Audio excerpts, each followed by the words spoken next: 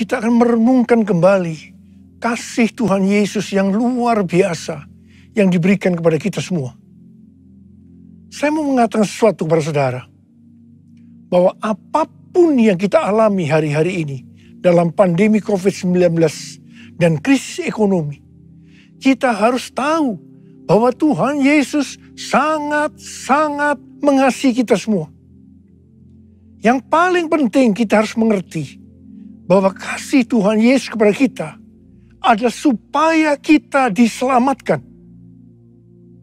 Melalui segala peristiwa ini, kita harus ingat seperti yang terdapat dalam Roma 8 ayat 28 yang berkata, kita tahu sekarang bahwa Allah turut bekerja dalam segala sesuatu, baik enak maupun tidak enak, untuk mendatangkan kebaikan bagi mereka yang mengasihi Dia. Apakah saudara mengasihi Tuhan Yesus? Kalau saudara berkata ya, berarti ayat ini buat saudara dan juga buat saya. Saya percaya melalui semua yang terjadi, kita yang mengasihi Tuhan Yesus akan makin serupa dengan gambarnya.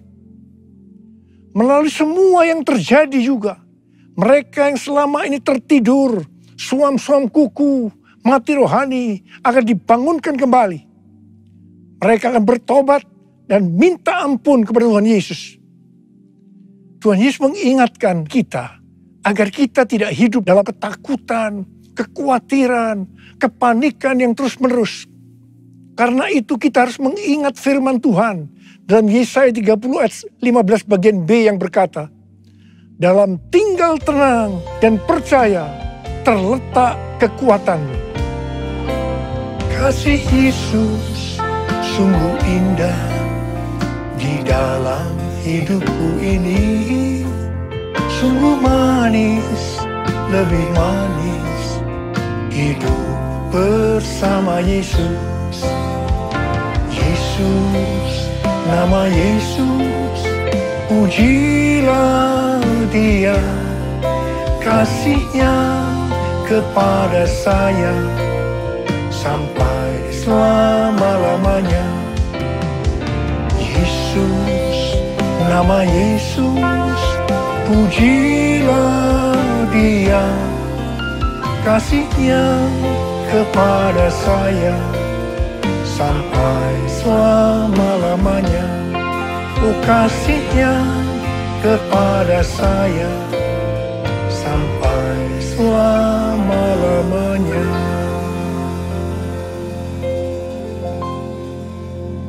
Alkitab berkata, Yesus mati karena dosa-dosa kita. Dia dikuburkan, tetapi pada hari yang ketiga Dia dibangkitkan. Alkitab berkata, semua orang telah berbuat dosa dan telah kehilangan kemuliaan Allah. Upah dosa ialah maut, mati kekal selama-lamanya, tempatnya di neraka. Neraka adalah tempat yang sangat mengerikan. Jangan sampai masuk neraka. Karena itu Tuhan Yesus datang ke dalam dunia ini untuk menyelamatkan kita semua. Bagaimana cara Tuhan Yesus menyelamatkan kita? Alkitab berkata, Tuhan Yesus yang tidak mengenal dosa, dijadikan dosa oleh karena kita. Supaya di dalam Dia, yaitu mereka yang percaya kepada Tuhan Yesus, dibenarkan oleh Allah. Apa arti daripada ayat ini? Tadi dikatakan, semua orang telah berbuat dosa dan telah kehilangan kemuliaan Allah. Upah dosa ialah maut, mati. Jadi Tuhan Yesus harus mati menggantikan saudara dan saya. Kalau kita melihat cara mati Tuhan Yesus, saya katakan sangat-sangat tidak manusiawi. Alkitab menuliskan ada 10 tahap penderitaan Tuhan Yesus dari Taman Getsemani sampai Golgota. Sangat mengerikan. Tahap yang pertama, ketika berada di Taman Getsemani, Tuhan Yesus berdoa kepada Bapa dalam keadaan ketakutan. Sampai peluhnya seperti tetes-tetes darah yang jatuh ke tanah. Pada saat itu seorang malaikat turun untuk menguatkan Tuhan Yesus. Tuhan Yesus berdoa kepada Bapa, ya Bapakku, jikalau sekiranya mungkin, biarlah cawan ini lalu daripadaku. Tetapi jangan seperti yang ku kehendaki, melainkan seperti yang kau kehendaki. Di sini Tuhan Yesus mengajar kepada kita, bahwa di dalam doa, kita boleh menawar, tetapi jangan memaksakan kehendak. Bagi yang sekarang dalam keadaan ketakutan, kita harus ingat bahwa Tuhan Yesus pernah mengalami ketakutan untuk menebus dosa kita semua. Karena itu datanglah kepada Tuhan Yesus. Dia pasti mampu dan mau menolong kita semua. Tahap yang kedua, Tuhan Yesus ditangkap. Dia dituduh dengan bermacam-macam tuduhan. Diludahi, mukanya ditinju, dipukul. Tetapi Tuhan Yesus tidak membalas. Di sini Tuhan Yesus mempraktekkan apa yang diajarkan kepada kita. Agar kita mengasihi dan berdoa bagi orang-orang yang membenci kita. Mengutuk kita, mencaci maki kita. Jikalau kita hanya mengasihi orang-orang yang mengasihi kita, apa jasa kita? Karena orang-orang berdosa pun juga mengasihi orang-orang yang mengasihi mereka. Tahap yang ketiga, Tuhan Yesus dibelenggu dan diadili. Waktu Tuhan Yesus diadili oleh Pilatus, ternyata tidak didapati kesalahan yang membuat Tuhan Yesus harus dihukum mati. Sementara itu orang-orang Yahudi terus berteriak-teriak supaya Tuhan Yesus dihukum mati. Salibkan dia! Salibkan dia! Salibkan dia! Akhirnya Pilatus menyerahkan Tuhan Yesus untuk disalibkan. Tahap yang keempat, Tuhan Yesus dicambuk. Proses awal dari penyaliban, jubah Tuhan Yesus dibuka dan dihukum cambuk. Dua algojo bergantian menghunjamkan cambuk ke punggung Tuhan Yesus. Ujung cambuk itu terbuat dari potongan tulang dan potongan besi. Tiap kali cambuk itu dihunjamkan ke punggung Tuhan Yesus, itu menimbulkan luka yang dalam. Tuhan Yesus berteriak-teriak kesakitan. Darah Tuhan Yesus bercucuran. Tuhan Yesus bermandikan darah. Tahap yang kelima, kepala Tuhan Yesus diberi mahkota duri. Duri ditancapkan di kepala Tuhan Yesus dengan cara dipukul. Sakitnya luar biasa. Darah bercucuran. Tahap yang keenam, Tuhan Yesus memikul salib. Dalam kesakitan, perlumuran darah, ditambah semalaman Tuhan Yesus tidak tidur. Tuhan Yesus harus memikul salibnya. Tuhan Yesus jatuh, bangun karena tidak kuat. Maka Simon dari Kirene disuruh menggantikannya. Tahap yang ketujuh, tangan dan kaki Tuhan Yesus dipaku. Sakitnya luar biasa. Darah bercucuran. Tahap yang ke-8, Tuhan Yesus digantung di atas kayu salib. Pada saat itu Tuhan Yesus menderita secara lahir maupun batin. Secara lahir, dia merasakan sakit yang luar biasa di sekujur tubuhnya. Dan juga merasa sesak karena ada cairan yang menekan jantungnya. Secara batin, Tuhan Yesus menderita karena Tuhan Yesus melihat semua orang yang lalu lalang menghujat dia. Ahli-ahli Taurat, tua-tua, imam-imam menghujat dia. Bahkan salah satu penjahat di sebelahnya juga ikut menghujat. Tahap yang ke-9, Tuhan Yesus merasa ditinggalkan oleh Bapa.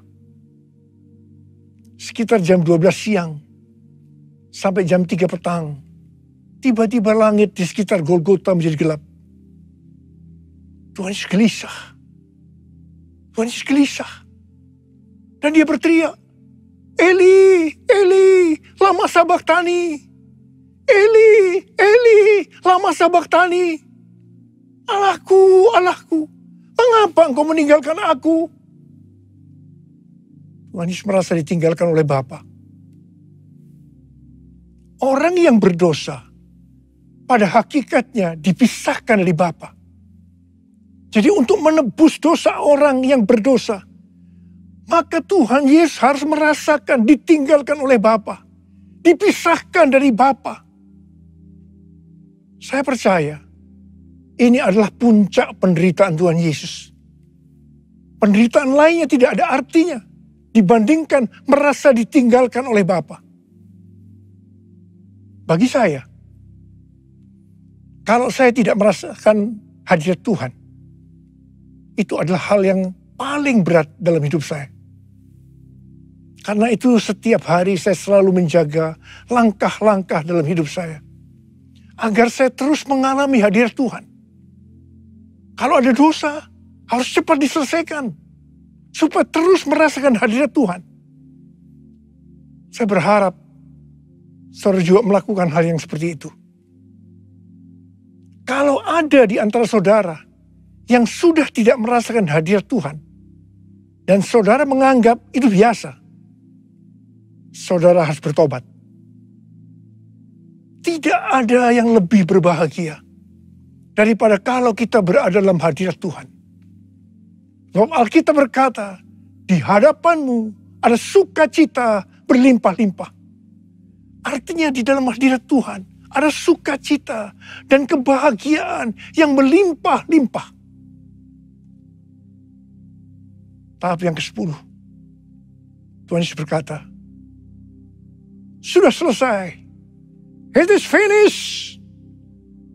Ya Bapa, ke dalam tangan-Mu lah kuserahkan nyawaku. Lalu Tuhan Yesus mati. Tak terukur kasih-Mu Yesus, Kau telah mati gantikan diriku. Kau curahkan darah-Mu untuk tebus dosaku. Layaklah Kau Tuhan dipuji dan disembah dengan segenap hatiku. Layaklah Kau Tuhan dipuji dan disembah dengan segenap jiwa ragaku.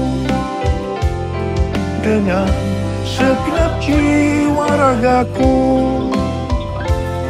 Dengan segenap jiwa ragaku. Pertanyaannya, mengapa Tuhan Yesus harus mati dengan cara demikian? Mengapa tidak dengan cara yang mudah? Dipenggal kepalanya, selesai. Mengapa Tuhan Yesus harus mati dengan bermandikan darah? Alkitab katakan, tanpa penumpahan darah, tidak ada pengampunan dosa. Untuk mengampuni dosa saudara, dan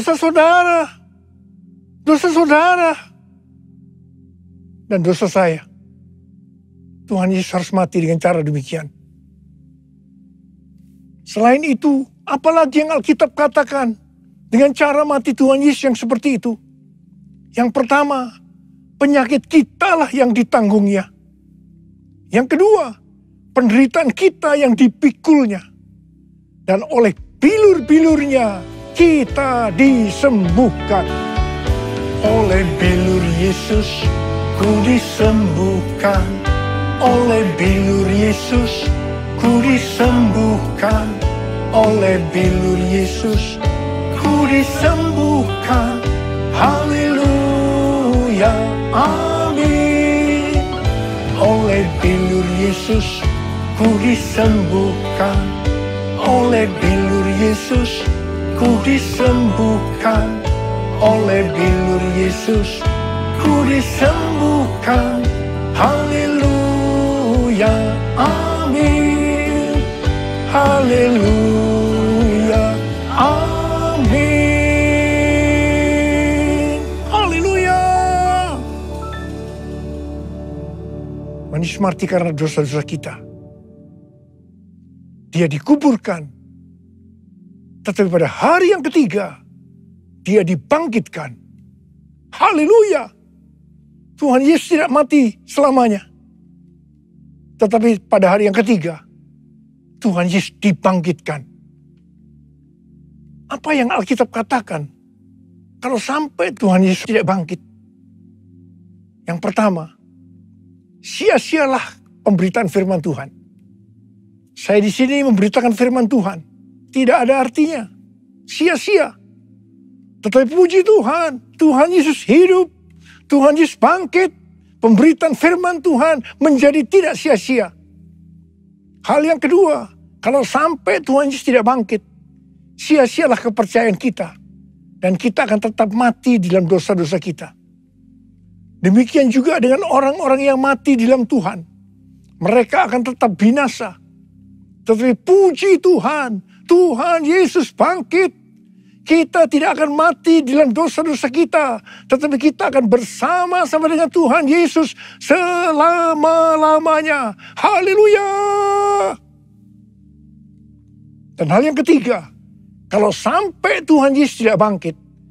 Kita adalah orang-orang yang paling malang dari segala manusia. Tetapi puji Tuhan. Tuhan Yesus bangkit. Kita bukan orang-orang yang paling malang. Tapi justru orang-orang yang paling beruntung dari segala manusia. Ada berapa banyak di antara saudara orang-orang yang paling beruntung dari segala manusia? Saudara yang katakan, sebab dia hidup, ada hari esok. Sebab dia hidup, ku tak gentar, karena ku tahu dia pegang hari esok. Hidup jadi berarti sebab dia hidup. Hidup jadi berarti sebab dia hidup. Hidup jadi berarti sebab Yesus hidup. Karena Tuhan Yesus hidup, maka ada hari esok. Karena Tuhan Yesus yang pegang hari esok saudara dan saya, dia hidup. Dia berkata kepada kita, jangan kamu takut, jangan kamu khawatir, jangan kamu panik. Karena Tuhan Yesus hidup, maka mujizat-mujizat yang dilakukan oleh Tuhan Yesus 2000 tahun yang lalu masih ada sampai dengan hari ini. Orang buta melihat, orang lumpuh berjalan, orang tuli mendengar, orang mati dibangkitkan, orang kusta menjadi tahir, dan kepada orang miskin diberitakan kabar baik. Karena Tuhan Yesus hidup, kita akan melihat Pentakosta yang ketiga akan digenapi. Di mana melalui semua peristiwa yang sedang terjadi saat ini, penuaian jiwa yang terbesar dan yang terakhir sebelum Tuhan Yesus datang kembali terjadi. Bangkitnya generasi Yeremia, yaitu generasi anak-anak muda yang dipenuhi dengan Roh Kudus, cinta mati-matian kepada Tuhan Yesus, tidak kompromi terhadap dosa, dan akan memenangkan banyak jiwa. Kepada kita, orang yang sungguh-sungguh dengan Tuhan, akan diberikan kuasa untuk menyelesaikan amanat agung Tuhan Yesus.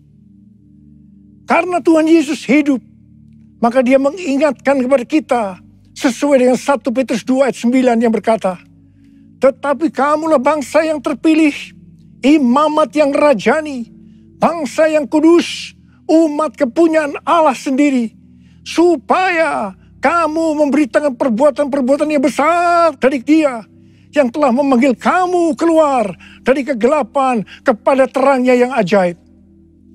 Jadi, dengan kuasa dari Pentakosta ketiga, kita akan menyelesaikan amanat agung. Dan setelah itu Tuhan Yesus datang kembali. Haleluya. Karena Tuhan Yesus hidup, maka memasuki tahun 2022, dia memberikan tema bahwa tahun 2022 adalah tahun paradigma yang baru. Kita diminta untuk tidak mengingat-ingat hal-hal yang dulu. Sebab Tuhan sedang membuat sesuatu yang baru dengan cara yang ajaib. Tuhan akan menolong kita untuk memecahkan masalah-masalah yang kita hadapi dalam seluruh aspek kehidupan kita dengan cara yang baru atau paradigma yang baru. Tuhan mengingatkan agar kita yang sudah percaya dan lahir baru tidak lagi hidup dengan paradigma yang lama atau paradigma duniawi. Kita harus mengarahkan pandangan kita ke depan dan berlari-lari kepada tujuan yang artinya mengejar meskipun menderita untuk mendapatkan mahkota. Masuk surga dengan hadiah, yaitu mahkota surgawi. Darah-Mu Yesus sucikan daku, darah-Mu Yesus bebaskanku, darah-Mu Yesus ubahkan daku, ku dijadikan baru. Darah-Mu Yesus, darah-Mu Yesus sucikan daku, darah-Mu Yesus bebaskanku, darah-Mu Yesus ubahkan daku, ku dijadikan baru, ku dijadikan baru, ku dijadikan baru. Mari saya ajak kita angkat tangan di hadapan Tuhan. Mari kita katakan, Yesus, Yesus, Kau berarti bagiku. Yesus, Yesus, Kau segalanya bagiku. Yesus, Yesus, Kau berarti bagiku. Yesus, Yesus, Kau segalanya bagiku. Kau segalanya bagiku. Kau segalanya bagiku. Angkat tangan saudara. Kita berbahasa roh sama-sama. Sembah Dia. Urialama kana mayarala basandera la bala bala. Oh la la la la la la la la la la la la. Oh la la la bara bara bara bara bara bara bara bara bara bara. Oh Tuhan Yesus, Tuhan Yesus, Tuhan Yesus. Oh ya la la bala bala bala. Berkati anak-anak-Mu Tuhan. Berkati anak-anak-Mu semua. Mereka sedang mengangkat tangan di depan Tuhan. Berkat-Mu melimpah buat mereka. Berkat-Mu melimpah. Terima berkat Tuhan. Terima berkat Tuhan. Terima berkat Tuhan. Terima kasih. Tuhan terima kasih. Tuhan terima kasih. Tuhan terima kasih. Tuhan terima kasih dalam nama Yesus. Amin.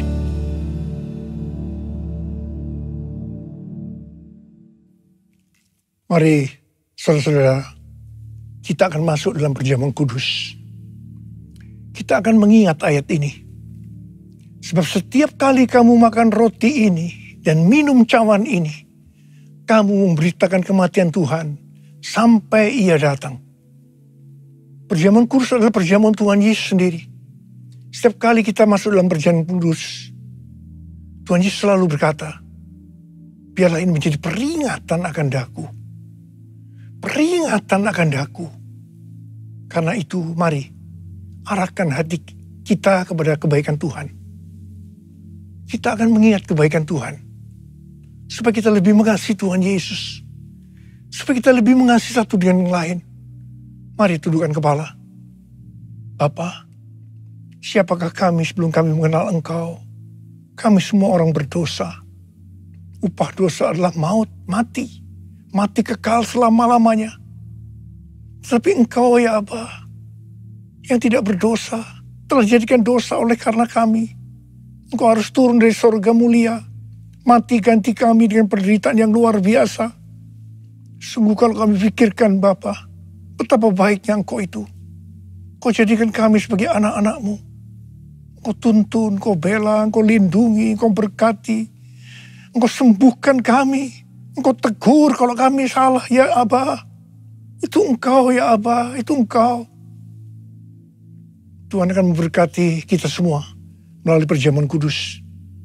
Tapi Tuhan mau kita makan dan minum dengan cara yang benar. Karena itu masing-masing kita introspeksi. Mari kita periksa diri kita saat ini. Kalau Tuhan ingatkan ada dosa yang belum diselesaikan, langsung kita minta ampun. Minta ampun di hadapan Tuhan. Ampuni, ampuni saya Tuhan, ampuni. Ampuni saya Tuhan, ampuni saya. Kau melihat anak-anakmu yang sedang meminta ampun kepadamu Tuhan. Kau melihat mereka. Engkau begitu rindu untuk memberkati kami semua. Ya Tuhan, lihatlah anak-anakmu Tuhan. Ampuni kami, ampuni kami. Kami akan masuk dalam perjamuan kudus dengan hati yang penuh ucapan syukur. Dalam nama Yesus kami berdoa. Amin. Sekarang mari kita angkat roti di tangan kanan kita tinggi-tinggi. Sebab apa yang telah kuteruskan kepadamu telah aku terima dari Tuhan. Yaitu bahwa Tuhan Yesus pada malam waktu diserahkan mengambil roti. Dan sesudah itu ia mengucap syukur atasnya. Dia memecah-mecahkannya dan berkata, inilah tubuhku yang diserahkan bagi kamu. Perbuatlah ini menjadi peringatan akan aku. Saudara kasih Tuhan, bukankah roti yang kita pecah-pecahkan ini adalah persekutuan kita dengan tubuh Kristus? Mari kita makan dalam nama Yesus.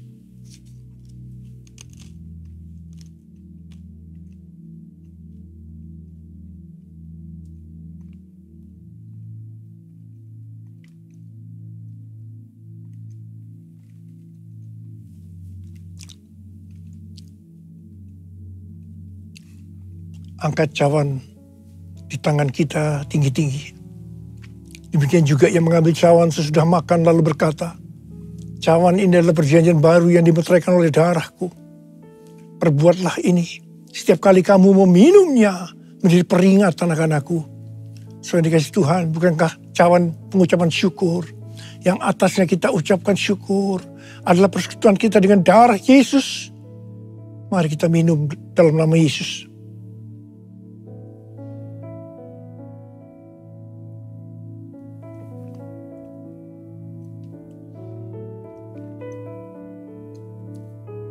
Mari ucapkan syukur dan terima kasih kepada Tuhan dengan suara. Jangan diam, keluarkan suara. Tuhan terima kasih. Tuhan terima kasih ya Tuhan. Kami mengucap syukur ya Tuhan. Terima kasih buat kebaikan-Mu ya Aba. Oh rada bara bara bara bara bara bara. Oh Yesus. Oh Yesus, Yesus, Yesus, Tuhan Yesus, Tuhan Yesus. Bapa terima kasih. Terima kasih. Terima kasih pesan-Mu hari ini. Oleh bilur-bilur-Mu kami semua disembuhkan. Oleh bilur-bilur-Mu kami semua disembuhkan. Terima kasih Tuhan. Kami berdoa bagi mereka yang sakit saat ini. Angkat tangan saudara yang sakit, yang memerlukan kesembuhan, yang memerlukan mujizat Tuhan. Sembuh dalam nama Yesus. Sembuh dalam nama Yesus, mujizat terjadi. Terima kesembuhan, terima mujizat Tuhan, terima. Terima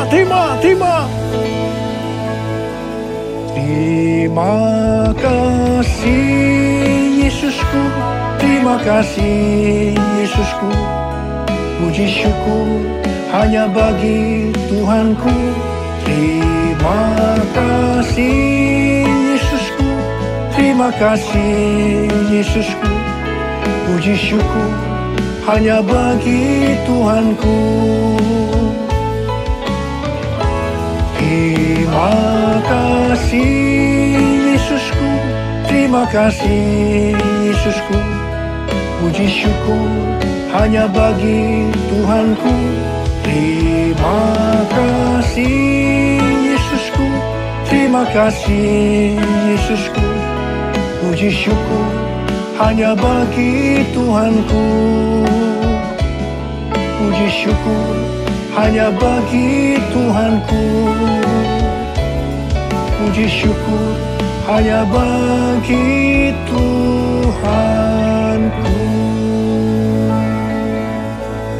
Terima kasih Abah. Terima kasih Abah. Terima kasih. Terima kasih. Mari angkat tangan saudara. Terimalah berkat Tuhan. Kasih karunia yang berlimpah-limpah daripada Allah Bapa di dalam anak yang tunggal Yesus Kristus. Persekutuan yang manis dengan Roh Kudus menyertai saudara sekalian mulai hari ini. Sampai Tuhan Yesus datang menjemput kita di awan-awan dan bahkan sampai selama-lamanya. Yang percaya bersama-sama katakan, Amin.